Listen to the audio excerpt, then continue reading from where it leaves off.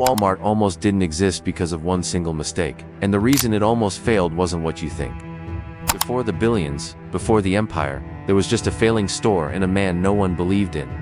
Today Walmart generates over $570 billion a year and employs more than 2 million people.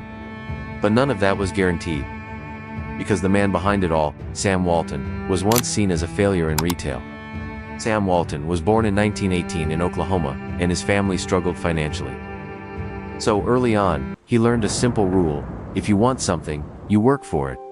He delivered newspapers, took on small jobs, woke up early, and did whatever he could to help. But while others worked, Sam paid attention. He studied how money moved, how small deals turned into profit, and how smart decisions made the difference. Without even realizing it, he was learning business. After college, he got a job in retail, and it didn't go well.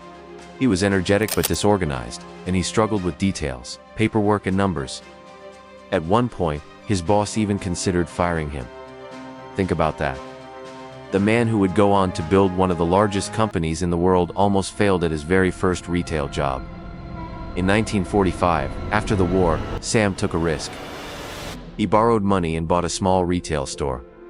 The store was already struggling, with low sales and heavy competition. Most people would have played it safe.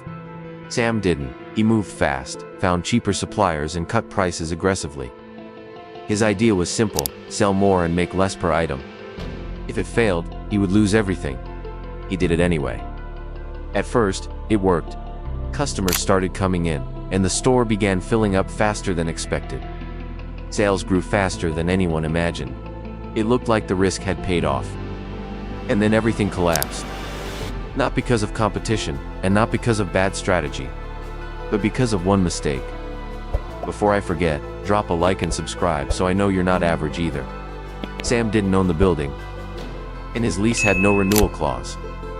When the contract ended, he lost the store. Just like that. Everything was gone: the business, the growth, and the momentum. This wasn't just a setback, it was a complete loss. Years of effort were erased by a detail he overlooked. But what he did next changed everything. Most people would have stopped right there. Sam didn't. He moved to a small town called Bentonville and started over from scratch. But this time, he was different. More careful, more experienced, and more focused. He secured a long-term lease and went back to what worked: low prices and high volume. But now he saw something others didn't.